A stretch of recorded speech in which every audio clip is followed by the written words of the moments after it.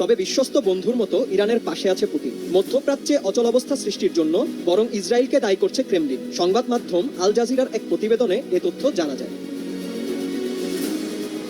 গেল বছর অক্টোবর থেকেই হামাস নির্মূলের নামে হাজার হাজার ফিলিস্তিনিদের নির্বিচারে হত্যা করে যাচ্ছে ইসরায়েল। বাসস্থান, হাসপাতাল, শিক্ষা প্রতিষ্ঠান কোনো কিছুই রেহাই পাচ্ছে না ইসরায়েলি সেনাদের হাত থেকে। পর্যাপ্ত মানবিক সহায়তাও পৌঁছাতে দিচ্ছে না তারা। অন্যদিকে উত্তর সীমান্তে লেবাননের সশস্ত্র গোষ্ঠী হিজবুল্লাহর সাথেও দফায় দফায় সংঘর্ষ চালিয়ে যাচ্ছে ইসরায়েল। এতক্ষণ শিরোনাম শুনছিলেন, এবার বিস্তারিত। প্রিয় দর্শক, আপনি যদি এই চ্যানেলে নতুন হয়ে থাকেন, ভিডিওটি দেখতে দেখতে চ্যানেলটি সাবস্ক্রাইব করে আমাদের সঙ্গেই থাকুন। আর এই ভিডিও সম্পর্কে আপনি আপনার মূল্যবান মতামতটি কমেন্ট বক্সে জানিয়ে দিন। আর হ্যাঁ প্রিয় দর্শক, জানিয়ে দিন ভিডিওটি কোথা থেকে দেখছেন। প্রতিশোধ নিলেন নেতানিয়াহু। বৃহস্পতিবার মধ্যরাতে ইরানের ভূখণ্ডে ক্ষেপণাস্ত্র হামলা চালায় তেল আবিব। আল জাজিরা বলছে ইস্পাহান নগরীতে আঘাত হানে ইসরায়েলের ক্ষেপণাস্ত্র। একটি সামরিক ঘাঁটির পাশে বিস্ফোরণ হয়েছে বলে দাবি করা হয়। ইরানে হামলার ঘটনায় এখনো কোনো বিবৃতি দেয়নি তেল আবিব। তবে মার্কিন শীর্ষ দুই কর্মকর্তা দেশটির গণমাধ্যমে হামলার বিষয়টি নিশ্চিত করেছেন। তেল আবিব ব্যালিস্টিক ক্ষেপণাস্ত্র নিক্ষেপ করেছে বলে দাবি তাদের। একই সময় ইরানের পাশাপাশি সিরিয়ার দক্ষিণাঞ্চলের সামরিক ঘাঁটি এবং ইরাকেও বিস্ফোরণের ঘটনা ঘটে। ইরানের ইস্পাহান নগরী পারমাণবিক কেন্দ্রের ঘাঁটি হিসেবে পরিচিত। দেশটির বেশিরভাগ পারমাণবিক স্থাপনা সেখানেই। যদিও সরকারি টেলিভিশনের দাবি, বিস্ফোরণে পারমাণবিক স্থাপনার কোনো ক্ষয়ক্ষতি হয়নি, এমনকি হতাহতের কোনো খবরও পাওয়া যায়নি। কয়েকটি ড্রোন ভূপাতিদের দাবি করেছে তেহরান, তবে ক্ষেপণাস্ত্র হামলার বিষয়টি অস্বীকার করা হয়েছে।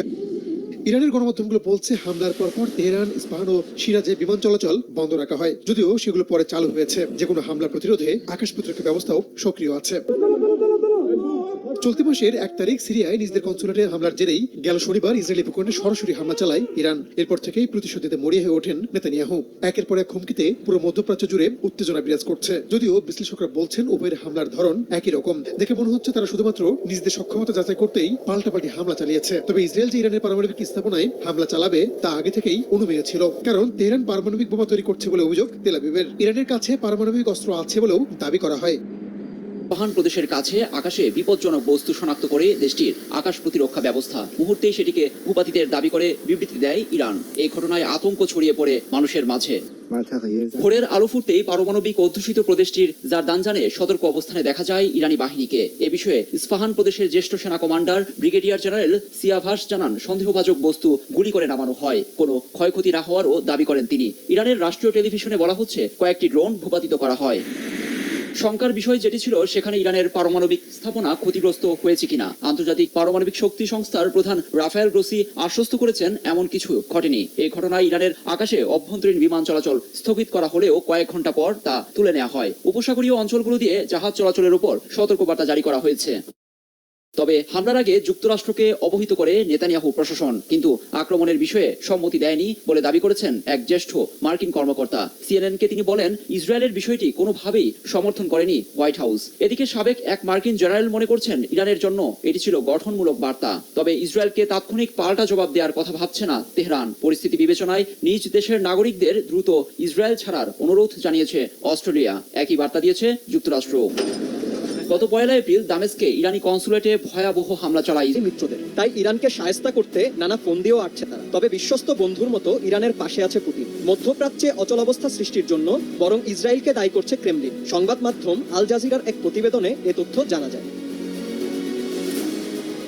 গেল বছর অক্টোবর থেকেই হামাস নির্মূলের নামে হাজার হাজার ফিলিস্তিনিদের নির্বিচারে হত্যা করে যাচ্ছে ইসরায়েল। বাসস্থান, হাসপাতাল, শিক্ষা প্রতিষ্ঠান কোনো কিছুই রেহাই পাচ্ছে না ইসরায়েলি সেনাদের হাত থেকে। পর্যাপ্ত মানবিক সহায়তাও পৌঁছাতে দিচ্ছে না তারা। অন্যদিকে উত্তর সীমান্তে লেবাননের সশস্ত্র গোষ্ঠী হিজবুল্লাহর সাথেও দফায় দফায় সংঘর্ষ চালিয়ে যাচ্ছে ইসরায়েল। এরই ধারাবাহিকতায় সিরিয়ায় ইরানি কনসুলেটে হামলা চালিয়ে ইরানি বিপ্লবী গার্ডের সদস্য সহ উচ্চপদস্থ সেনা কর্মকর্তাদেরও হত্যা করে তারা। এসব সহিংসতাই মূলত মধ্যপ্রাচ্যের সার্বিক পরিস্থিতি নষ্ট করেছে বলে মনে করে পুতিন।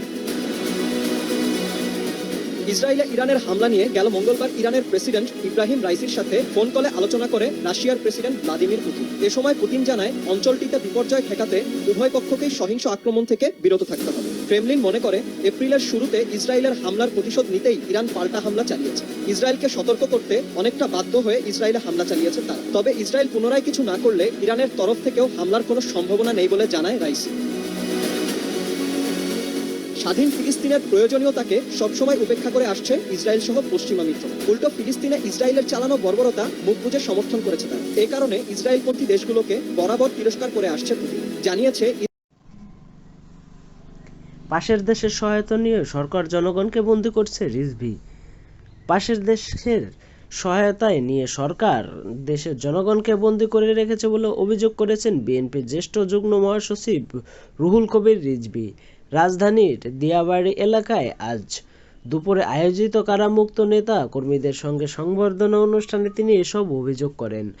আওয়ামী লীগের সাধারণ সম্পাদক ওবায়দুল কাদেরের একটি বক্তব্য উল্লেখ করে রিজভী বলেন, ওবায়দুল কাদের বলেছেন, এবার আমরা বিএনপি সহ সাম্প্রদায়িক শক্তিকে প্রতিরোধ করব।